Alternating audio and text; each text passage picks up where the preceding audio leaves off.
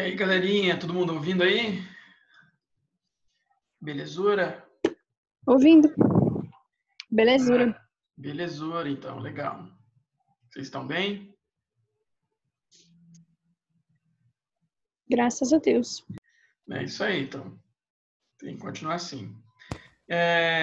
Então, deixa eu só abrir aqui o slide. A gente vai ver, então, a primeira parte da aula 8, né, que é a crise do sistema colonial do Brasil. Então, a gente vai ver as Inconfidências Mineira e Baiana e depois vai ver o Dom João VI no Brasil, beleza? Então, deixa eu só terminar aqui de abrir. Eu tive essa matéria com você. Teve? Ano passado, né? Aham. Tá Eu lembro da lembrada? musiquinha. Ixi, dessa vez não vai dar para cantar música. Mas eu preciso gravar. Preciso gravar as músicas.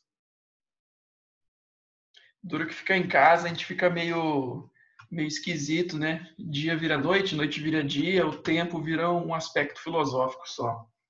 Não dá pra saber. Eu nem sei que dia é hoje, nem que hora não sei. A galera fica brigando por feriado aí. Por mim, todo dia é feriado. Todo dia é trabalho. Nossa, horrível. É difícil, a gente tem que meio que se segurar.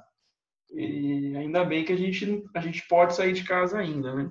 Ainda a gente pode sair de casa. Então a gente consegue dar uma arejada na cabeça, né? Eu saio todo dia para andar com a minha cachorra. Então, é isso aí, galera. A gente tem que se cuidar da nossa parte mental, nossa parte psicológica, nossa parte física. Até comprei um colchãozinho, vamos ver se eu consigo voltar a fazer abdominal em casa. Voltar não, começar, né? Mas é isso aí. Vamos falar então da crise do sistema colonial. Tá gravando, deixa eu mandar a tela aqui para vocês. Deixa eu aqui. Tá ok, o WhatsApp tá fechado. Então, vamos lá. Moçada, então a gente vai começar a falar então sobre a crise do sistema colonial, né? Então, as Inconfidências Mineira e Baiana, ou também conjuração. Então, a gente tem uma briga teórica de que de que Inconfidência seria um termo meio fraco, né? Seria só uma contestação, enquanto conjuração seria algo muito mais forte, né? Uma coisa muito mais de rebelião mesmo, né? Tanto é que no Harry Potter tem lá a conjuração da Avada Kedavra, lá, sei lá, aquela estranha tudo lá. É a ideia de você justamente tentar derrubar seu inimigo no sentido de morte, né? Você conjura algo, quer dizer que você traz algo no sentido mesmo de morte, de força, né? Para tentar derrubar mesmo o governo. Então, tem muita gente que fala que deveria ser chamada de conjuração mineira, conjuração baiana, tá? Então, essa primeira parte da aula, essa primeira parte da gravação, a gente vai falar justamente sobre essas duas revoltas, né, que vão desestruturar esse antigo sistema colonial aqui da América Portuguesa, tá? Então, assim, vocês têm que ter em mente que a economia portuguesa, ela não está assim lá essas coisas, né? Apesar da mineração, a mineração deu uma ajudada na economia portuguesa, que já estava em frangalhos antes, né? Porque teve lá a União Ibérica. Depois da União Ibérica, Portugal perdeu o seu parceiro comercial, que era a Holanda. Os holandeses, os espanhóis, os ingleses, os franceses começam a cultivar açúcar, gera concorrência. Na concorrência, o preço cai. E aí, quem mais sofre é quem tem menos poder, menos bala na agulha, né? No caso, Portugal. Então, Portugal vai sofrer uma crise econômica seríssima ali no século XVII. E o que vai salvá-la vai ser a mineração, os paulistas bandeirantes, né, que descobriram o ouro perambulando aí pelo sertão, né? Lembrando que sertão quer dizer interior, tá? E obviamente a coroa não vai deixar de não controlar a exploração do ouro, né? Então teve a Guerra dos Emboabas, aí durante a mineração, né, aí surge a figura lá em Portugal do Marquês de Pombal. O Marquês de Pombal, ele vai fazer uma grande reforma administrativa no sistema colonial e também no sistema da própria metrópole portuguesa, né? Então isso vai ocasionar demissão de funcionário, a nobreza e o clero vão receber menos dinheiro, né? Aquela galera que chupinhava o Estado para poder sobreviver, né? o Marquês de Pombal foi ele que criou as casas de fundição aqui da mineração, né, justamente para controlar a circulação do ouro, né, para evitar o tráfico. Só lembrar lá o exemplo do Santo do Pauoco, né? Então, a gente tem muitos problemas econômicos em Portugal, né? E Portugal, obviamente, quer ganhar dinheiro. Portugal não está nem aí com o colono. E aí que vai entrar uma série de impostos. Então, vocês têm que lembrar do quinto, né? Aquelas arrobas que vão surgir por ano, né? As 15 arrobas anuais, o imposto per capita, ou seja, várias formas que Portugal encontrou de justamente explorar o colono para poder ganhar dinheiro mesmo, né? Porque, afinal de contas, o Brasil, como uma colônia, tem que gerar dinheiro para a metrópole que é Portugal, né? Porque Portugal estava em crise. Só que também tinha um problema nesse meio todo. Lembrem-se que nem todo o ouro chegava em Portugal. Por que não? Mais ou menos 90% era traficado, então 90% do ouro não chegava em Portugal. Esse ouro se perdia, pelo tráfico mesmo.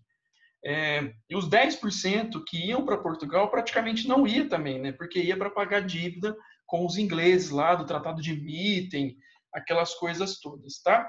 Então, de uma forma geral, a mineração, ela meio que supre uma parte econômica do Império Português, só que ao mesmo tempo também esse ouro não é lá grande quantidade, então tem pouca quantidade de ouro.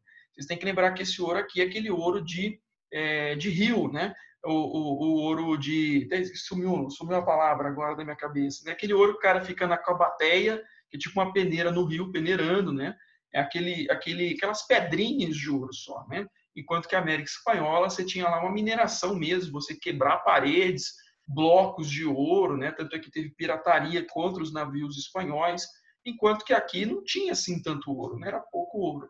Então, o ouro ele vai se esgotar muito rápido, né? Então, vocês estão vendo aqui, ó, o contexto da Inconfidência Mineira tem a ver justamente com o esgotamento desse ouro. Só que, ao mesmo tempo, os impostos do ouro, por exemplo, o quinto, ele não diminui. O quinto continua existindo. Consequentemente, os mineradores têm que continuar a pagar impostos para a metrópole. Você tem menos ouro circulando, só que a quantidade de impostos ela se mantém. Consequentemente, os mineradores eles vão se endividando, né? Então, o coração da Inconfidência Mineira é isso aqui, ó. São as dívidas, né? Não tem nada a ver com esse negócio de liberdade, de tirar aqui liberdade ainda que tardia, que quer dizer o triângulo da bandeira mineira, né? Toda essa coisa romântica, essa coisa bonita de que os mineiros lutaram pela liberdade, isso é balela, né? A grande questão é as dívidas. Se não tivesse as dívidas, muito provavelmente essa revolta não aconteceria, tá? E aí uma outra coisa, a gente está falando de um lugar que existia urbanidade. O que é a ideia de urbanidade? Né? Quando eu falei para vocês sobre a mineração, uma das consequências da mineração é o surgimento de vilas, de cidades, né? De uma vida urbana. Lembrando que o conceito de urbanidade é diferente de urbanização. Urbanização é o processo de alargamento de via, construção de via, é a questão do espaçamento urbano mesmo. Urbanidade é uma vida urbana, uma vida de contato entre as pessoas. Então, vocês têm que lembrar que, por exemplo, o Nordeste açucareiro, as pessoas não conviviam tanto. Por quê? Porque eram fazendas de açúcar, né? Então, a fazenda mais próxima, às vezes, está a 200, 300 quilômetros de distância. As pessoas se encontravam só nos feriados, praticamente, nos dias santos, enquanto que na região das Minas, o encontro entre as pessoas era muito marcante. Era muito forte. Então as pessoas se encontravam nas praças, nas igrejas, né, nas casas. É só vocês visualizarem a arquitetura. A arquitetura das cidades mineiras, você tem janelas, e janelas grandes, né, aquelas janelas voltadas para a rua, enquanto que as casas lá das fazendas de açúcar não tem janela.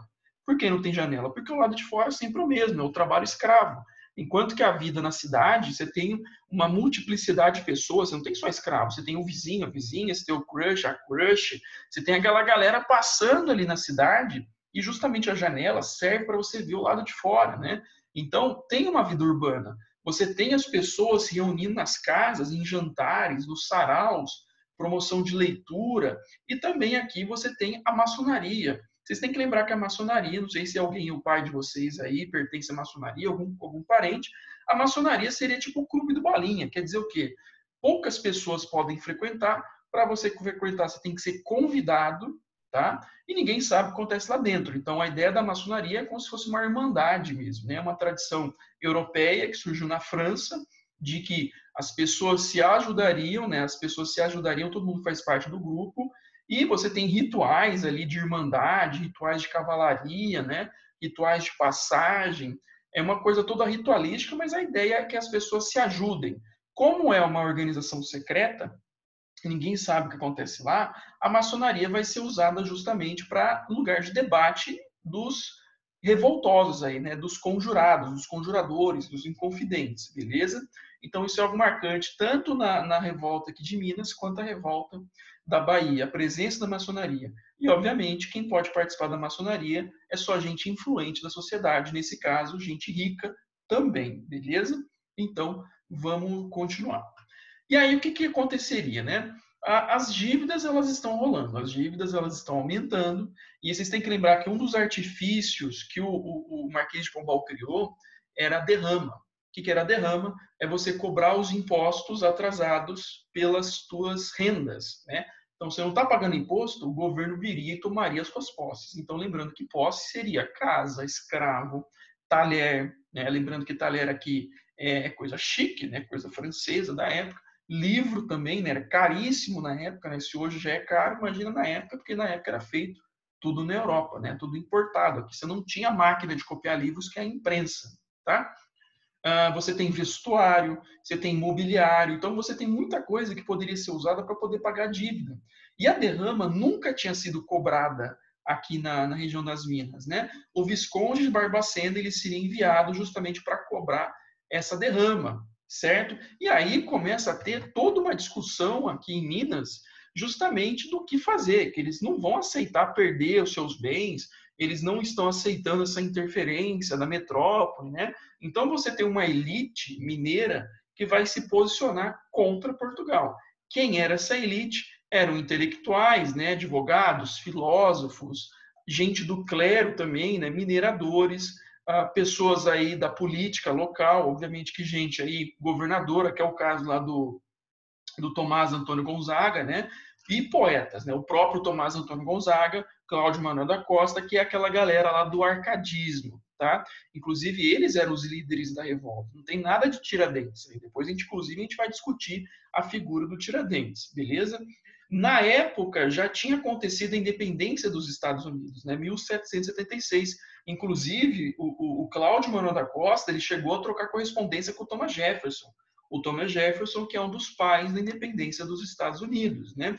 É a época também do iluminismo. Vocês têm que lembrar que o iluminismo são aquelas ideias de liberdade, de igualdade, ideias aí onde a nobreza teria que desaparecer para justamente ter uma ideia de igualdade, ideias que falavam de república, monarquia parlamentar, né? O próprio parlamentarismo, ou seja, o fim do absolutismo, você tem o fim da influência da igreja, né? O fim do feudalismo. Então, essas ideias chegaram aqui à colônia. Como que elas chegaram aqui na colônia?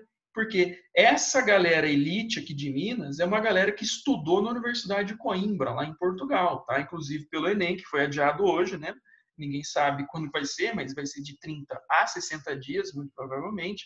E eu acho que vocês têm que preparar também para um Enem aí à distância, né? Pode ser que tenha algum tipo de Enem à distância, justamente porque pandemia não dá para aglomerar as pessoas. Ou a galera vai fazer as provas nos estádios, que eu acho que é muito mais viável, talvez mais caro para se fazer, né? Porque você tem que ter toda aquela estrutura arejada, você tem que colocar ali circuladores de ar e coisas assim, mas pode ser que seja usado os estádios. É o que está acontecendo, por exemplo, na Coreia do Sul.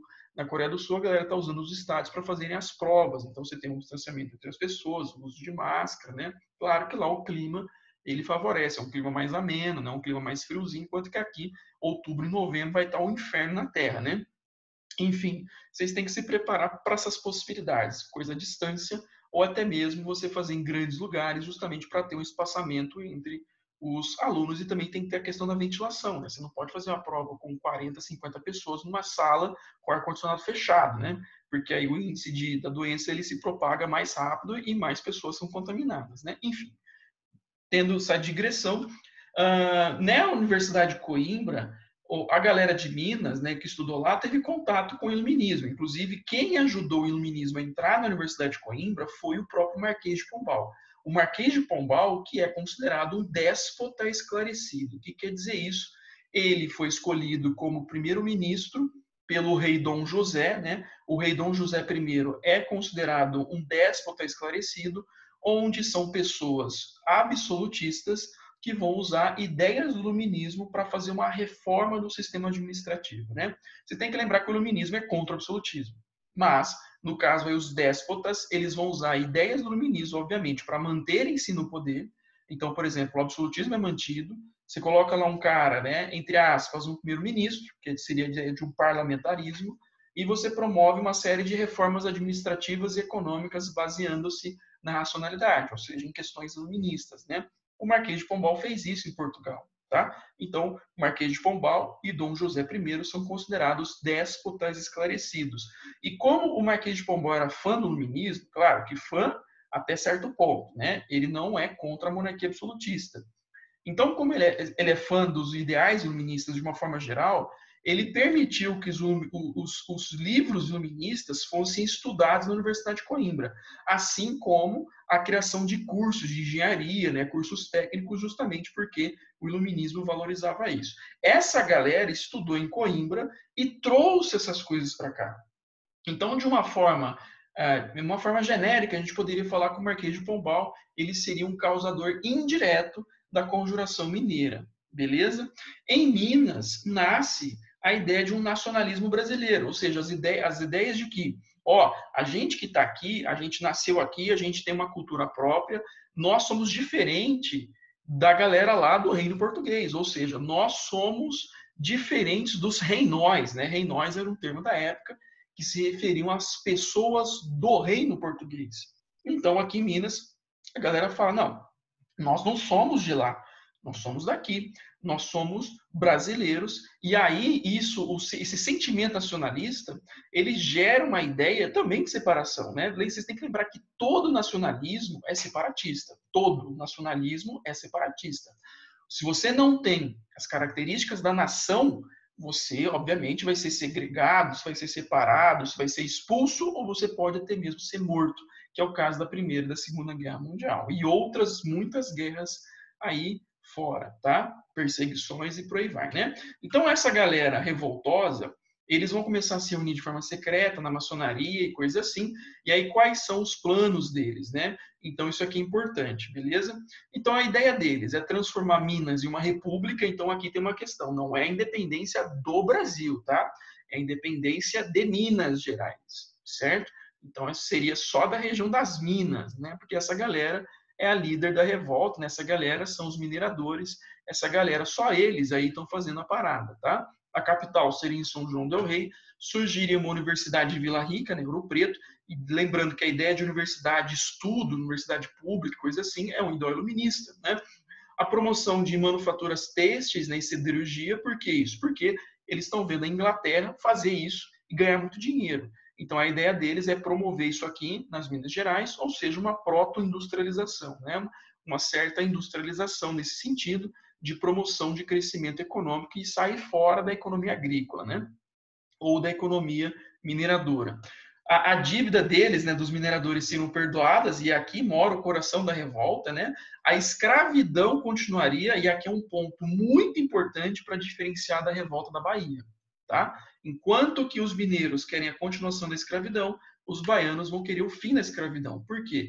Porque quem está fazendo a revolta em Minas é a elite. Quem vai fazer a revolta na Bahia são os escravos, os mestiços, as pessoas pobres, né? E a revolta seria justamente no dia da cobrança da derrama, o dia que o Visconde Barbacena aparecesse para cobrar a derrama, a galera mataria, né, o Visconde e proclamaria a independência das Minas Gerais, né? Só que no final não deu nada certo. Por que não deu nada certo? Porque teve um X9, né? Quem foi o X9? O Joaquim Silvério dos Reis.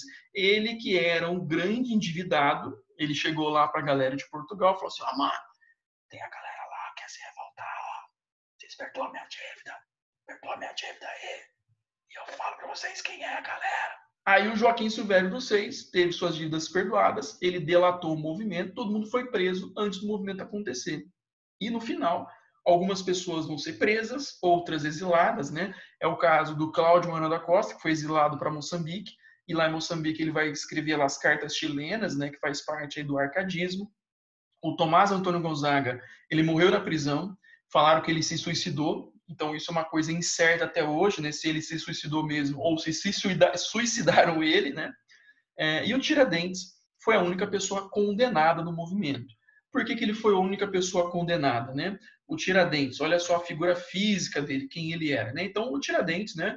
Ele era o Sebastião, o Sebastião José da Silva Xavier, né? Ele, chamado de Tiradentes, né? Ele era um soldado, ele era um alferes aí, né? Era tipo um soldado baixo hoje dentro do exército brasileiro. Ele era pobre, então, não era elite. Ou seja, quem morreu foi o pobre, começa por aí. Ele é um militar, só que ele nunca conseguiu ascender na carreira, inclusive ascender na carreira também é questão de casamento, né? Ele nunca conseguiu se casar com alguém influente, rico e coisa assim, e também nunca conseguiu galgar posições maiores dentro do exército. E aí, ele, além disso, era Tiradentes, né? Ele era um cirurgião dentista, aquela profissão que existia antigamente, né? Que é meio que uma mistura de enfermaria, medicina, odontologia, né? Um mistão dessas coisas, onde o cara ia lá, né, para tirar dente, curar ferida. Inclusive, na época, né, o cirurgião dentista promovia a ação de sanguessuga, você colocar sanguessuga na pele para arrancar o sangue do seu corpo, uma parte dele, para poder purificar o sangue, né? Porque existia esse conceito de que algumas doenças poderiam ser curadas ou aumentar a imunidade da pessoa se o teu sangue fosse limpo. E para limpeza de sangue, você tira esse sangue do corpo, o teu coração vai produzir mais, e aí você tem uma reinserção, né? Alguns conceitos que hoje é usado aquela galera que tira sangue do músculo, injeta depois no músculo do outro braço, que é a hemoterapia. É um conceito bem parecido com isso, né? Cientificamente falando, não tem comprovação de nada disso, beleza? E aí ele foi preso, né? Ele foi preso, ele foi condenado. Por que ele foi condenado? O governo português falou que, olha só, você é cirurgião dentista, então você consegue entrar na casa das pessoas, você foi o cara que ficou divulgando o movimento. Só que também tem uma outra coisa. O Tiradentes nunca negou que fez parte do movimento. Ele abertamente, nas ruas em Ouro Preto e nas outras cidades mineiras, ele falava mal de Portugal até, ele falava que Portugal tinha que se ferrar, que Portugal tinha que vazar dali, que eles tinham que fazer independência mesmo. Ou seja, muitas testemunhas viam o Tiradentes fazer isso. E o Tiradentes confirmou isso. Ele nunca negou que fez parte do movimento. Enquanto que o resto dos bunda mole, todos os outros negaram que fizeram parte e meio que botaram a culpa no Tiradentes. Mas ele não era o líder. Ou seja, esse misticismo dele ter sido líder, isso é invenção, tá? Ele é o pobre que morreu porque ele nunca negou que fez parte do movimento e é pobre. Se fosse rico, não morreria, tá? Começa por aí. E aí, depois, a gente tem a formação desse quadro, né, que vocês não podem se esquecer desse quadro, feito pelo Pedro Américo, 1893, né? Em 1893, o que tinha acabado de acontecer no Brasil? Proclamação da República, em 89. 88, a gente teve a libertação dos escravos, né? A Lei Áurea. E aí, o Pedro Américo, que foi contratado pelo Dom Pedro II e depois pelos republicanos, né? Os marechais, o Deodoro e o Floriano, para fazerem quadros sobre a memória brasileira, né? Sobre a nação brasileira. Muitos quadros foram feitos pelo Pedro Américo. O Grito da Independência, depois a proclamação da República, né? A Guerra do Paraguai, a figura aí do Tiradentes. E detalhe, olha só como o Tiradentes foi pintado, né? Roupa branca, barbas longas, né? E olha só, o Tiradentes não tinha barba, o Tiradentes tem um monte de entrada na cabeça, né? Então ele era meio careca, só que aqui ele tá cabeludão, né? Você tem uma cruz de fundo, olha só Jesus Cristo do lado, né? Ou seja, de que o Tiradentes foi um mártir. Um mártir para o quê? Para a República, né? Para o Brasil como um todo. Tanto é que, olha só, e aqui tem um Brasil imaginário. Ó. Se vocês olharem o tracejado aqui, ó, aqui a gente pode ver o Brasil no mapa, né? O Brasil imaginário mesmo, aqui do quadro. Ou seja, o Tiradentes morreu pelo Brasil, morreu pela República Brasileira. Só que você pode falar o seguinte: o Davi, por que o Tiradentes foi escolhido como herói da República pelos militares lá, o Marechal Deodoro e Floriano, e não pegou a galera da revolta lá, a revolta da Bahia? Porque quem se revoltou na Bahia? Pretos, pobres, escravos, mestiços. Então, você colocar essa galera da Bahia como heróis republicanos, e olha só, apenas 5 anos depois da libertação dos escravos, e vocês têm que lembrar que os negros do Brasil não foram inseridos na sociedade. Ou seja, eles foram marginalizados. Então, se você pegar uma galera negra, escrava, mestiça, pobre, para se tornar herói da República, que pode acontecer no Brasil de 1893? Você pode ter um monte de revoltas sociais, né? Revoltas com questões culturais, com questões econômicas, né? Porque essa galera herói pode se tornar um grande símbolo de revolta. Então pegaram um cara branco, ele era militar, assim como o Marechal Deodoro e Floriano eram militares, né? E um cara que fez parte de um movimento que não questionou a escravidão, de um movimento que não questionou as ideias de igualdade, e um movimento elitista. Tá? Então, uma das grandes questões que a gente tem comparando a Inconfidência Mineira com a Inconfidência Baiana é justamente que a mineira foi feita pela elite, a baiana foi feita por pessoas pobres, escravas, mestiças, né? E pessoas pretas, né? Enquanto que a mineira foi feita pela elite, não questionou a escravidão e nada disso. Então, essa pergunta aqui, ó, só para a gente terminar essa parte, então discorra sobre esse movimento denominado Inconfidência ou Conjuração Mineira ocorrido em Minas em 1789. Então, você tem que falar tudo sobre a revolta, né? O contexto, as questões econômicas relacionadas às dívidas, a influência do iluminismo, a influência da independência dos Estados Unidos, tá? Aí analise a representação de Tiradentes na pintura pelo Pedro Américo após a proclamação da República. Então, vocês têm que falar que o Tiradentes foi escolhido como herói porque ele era branco, porque ele era militar. Não poderiam escolher os negros, os escravos, os mestiços da Inconfidência Baiana porque poderia gerar revoltas na época da República, né? Na época lá dos militares do Marechal Deodoro e do Floriano. Vocês entenderam essa parte, gente? Então, vamos lá para a gente terminar essa primeira parte, né? Daqui a pouco já vai dar os 10 minutos para contabilizar, deve faltar uns 12 minutos, eu acho que dá tempo para a gente terminar essa parte.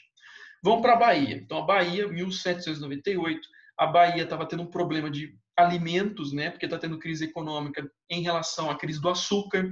E Salvador, como capital e como uma grande concentração de pessoas, estava tendo fome, tá? E aí vocês têm que guardar uma coisa, tá, gente? Fome é catalisador de revolta. Beleza? A Revolução Francesa começou com galera com fome, tanto é que ontem eu falei na aula, né, que o preço do pão custava o salário de um mês, certo? Hoje ou ontem, isso é uma notícia falando que o Ministério Público de São Paulo alertou lá o Bruno Covas, né, que é o prefeito, de possibilidade de saque. Por quê? Crise econômica pode gerar fome, pode gerar carestia de alimento, né? E pode ser que tenham revoltas por questões de fome, tá? Então, fome sempre vai ser um catalisador de revoltas. Então, é isso que está acontecendo em Salvador aí do final do século XVIII, beleza? E aí você também tem o iluminismo aparecendo na parada, só que é um iluminismo muito mais radical. Por quê? Porque é o iluminismo da Revolução Francesa, é o iluminismo da Inconfidência, da independência do Haiti, é o iluminismo do Rousseau. O Rousseau foi muito lido pelos inconfidentes baianos, né? Enquanto que em Minas, a galera menos radical dos iluministas eram lidos, como, por exemplo, o Voltaire, né? E outros, o Montesquieu e por aí vai. Só que na Bahia, como é uma galera escrava, mestiça, negra, pobre, essa galera vai questionar a escravidão, tá certo? Essa galera vai questionar a escravidão, sim. Vamos lá. Então, eles vão pregar ideias de igualdade para acabar justamente com os preconceitos raciais e sociais e, obviamente, os privilégios da elite. E eles querem uma república igualitária, né? Então, a parada aqui foi uma parada intensa. Então, a Inconfidência Baiana, ou Conjuração Baiana, ela tem muito mais influência da Revolução Francesa, do jacobinismo da Revolução, que eu citei ontem na aula, né? Radicalismo, promoção de voto universal masculino, igualdade, fim da nobreza, fim do feudalismo, fim da escravidão, do que a mineira, né? E a mineira ela teve muito mais influência da independência dos Estados Unidos, tá? E inclusive, independência dos Estados Unidos continuou a ter escravidão, certo? Em Minas também continuaria a ter escravidão. Na Bahia, não. Por que não? Revolução Francesa, independência do Haiti. A independência do Haiti foi feita por escravos, por negros, né, contra a França, que era uma potência. E o Haiti foi o segundo lugar a promover a independência na América, depois dos Estados Unidos, né? Então, na Bahia, a gente tem um caráter popular radical. Escravos, pessoas libertas, pequenos comerciantes, artesãos, tanto é que essa revolta, até os anos 90, era chamado de Revolução dos Alfaiates, né? Ou Conjuração dos Alfaiates. Também tem gente que chama de Revolta de Búzios, porque Búzios é ali na Bahia. E, diferentemente de Minas, que o caráter da revolta foi mais escondido, né? Maçonaria, jantares, foi muito mais privado.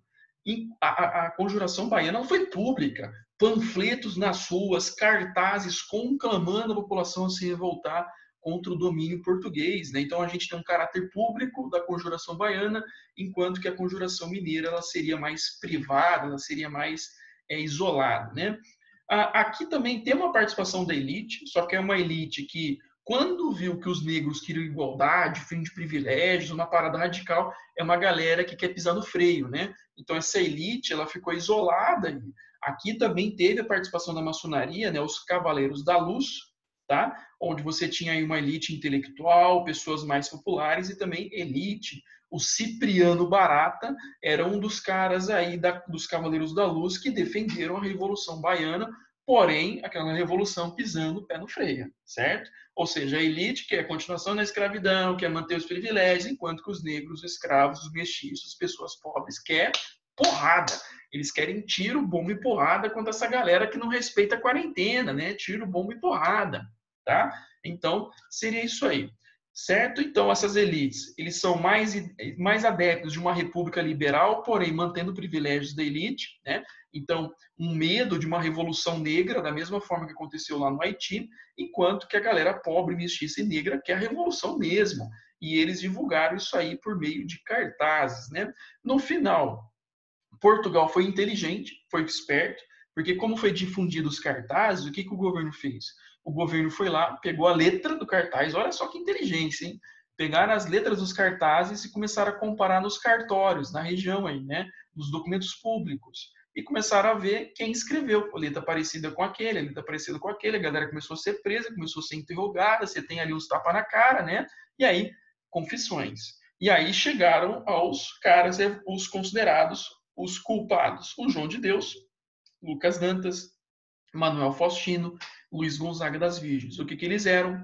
Negros, escravos, mestiços, eram libertos, alguns deles pobres, né? O que vai acontecer com eles? Enforcados, esquartejados, punidos e a elite não aconteceu nada, né? Então, aqui a gente tem um caráter muito revoltoso, muito revolucionário, né? Então, aqui, ó, eu só vou ler alguns pedaços do cartaz para depois a gente ver algumas questões. O poderoso e magnífico povo baiense, publicando essa cidade da Bahia, considerando os muitos repetidos latrocínios feitos com os tiros de imposturas, né? Ou seja, o governo português está tirando a liberdade, o governo português aí tá fazendo nada com a gente, só tá tirando nossa liberdade, só tá nos explorando. Essa galera tem que vazar. Olha só, ó vós homens cidadãos, ó vós povos curvados e abandonados pelos reis, pelos seus despotismos, pelos seus ministros, povos que nascesteis para seres livres. Olha aqui, ó, direito natural, lá do John Locke.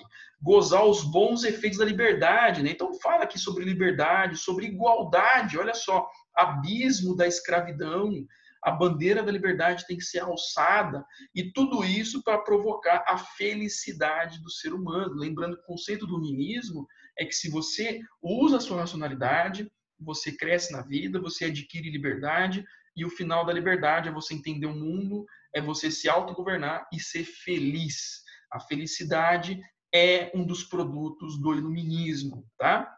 Então, para a gente terminar, algumas questões aqui, né? Então, sobre essas duas revoltas, olha só, qual seria a composição social dos dirigentes da Inconfidência Mineira, elite, Confidência Baiana, a galera pobre, negra, mestiça, escrava. As influências político-culturais de cada uma, a Inconfidência Mineira, a influência é o iluminismo, independente dos Estados Unidos, a Conjuração Baiana também é o iluminismo, também é a independência dos Estados Unidos, só que muito mais a Revolução Francesa e a independência do Haiti. Os objetivos políticos-sociais de cada uma delas, as duas queriam a formação de uma república, porém a Bahia queria o fim da escravidão, queria a igualdade entre as pessoas, o fim dos privilégios, enquanto em Minas queria ter a continuação da escravidão, a manutenção de privilégios. Tá? Essa é a grande diferença. E essa última pergunta, para a gente terminar, no ano de 2011, a Dilma, né, na época presidente, ela colocou lá no livro da República, né, tem um livro no governo que se chama Heróis da República, olha lá. Então, a lei 2.396 inscreve no livro Heróis da Pátria os nomes aí de João de Deus, Lucas Dantas, Manuel Faustino, Luiz Gonzaga das Virgens. Por que isso? Porque o nome deles foi abandonado ao longo do tempo, enquanto o Tiradentes foi o único cara que se manteve enquanto herói republicano. Ou seja, o cara branco, o cara militar, foi alçado herói e tem feriado. Ou seja, a gente lembra muito mais do Tiradentes do que dos caras da Bahia. E os caras da Bahia eram negros, pobres, mestiços, muito radicais.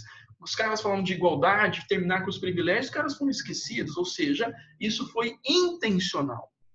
E dependendo da formação do professor, da pedagogia, inclusive hoje é o dia do pedagogo, né? O professor ou a professora de pedagogia, se não souber isso aqui, quando for falar de Inconfidência Mineira, só vai falar da Inconfidência Mineira e não vai falar da Baiana. Só vai falar do Tiradentes, não vai falar do João de Deus, Lucas Dantas e o resto aí. Ou seja, na cabeça de vocês, vocês só lembram da Revolução dos Mineiros, mas não dos baianos. Ou seja, vocês foram doutrinados, vocês nunca perceberam isso. Tá?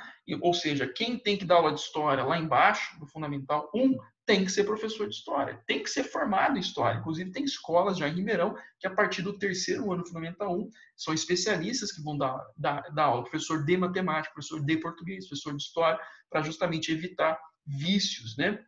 E nesse ano de 2011 também, vocês têm que lembrar que o movimento negro começa a ganhar muita força no Brasil. Nascem as cotas, né? E nasce também a ideia de você estudar a história da África na escola, né? O Lula já tinha feito isso antes de 2004, por aí. E os negros começam a ser mais ouvidos no Brasil. Inclusive, a gente passou a estudar mais poetas negros, mais filósofos negros, né? Tanto é que nos vestibulares aqui de São Paulo você tem a galera que é moçambicana, a galera de língua portuguesa de Angola, né? Que é estudada. Ou seja, o significado histórico da Conjuração Baiana foi respeitado nessa lei. Claro que o mais legal seria se tivesse um feriado. Aí sim, na prática, a gente lembraria também dos caras da Bahia e também lembraríamos aí do Tiradentes. E mais um feriado, por que não? Quem falou que feriado promove o caos econômico do Brasil? Tem que ter feriado sim, galera. Isso aí, belezura, gente? Então, eu termino aqui essa primeira parte, tá? Vocês têm alguma dúvida para falar? Manda aí. Luísa, você tem uma dúvida? Não, professora, eu só mandei o joinha que eu concordava. Tá. Tá tudo belezinha. Então, belezura, gente. Então, eu vou terminar aqui essa parte, tá? Espera converter o vídeo aí. E daqui uns minutinhos eu volto. Vamos tomar uma aguinha, ir no banheirinho, certo? Daqui a pouco eu volto.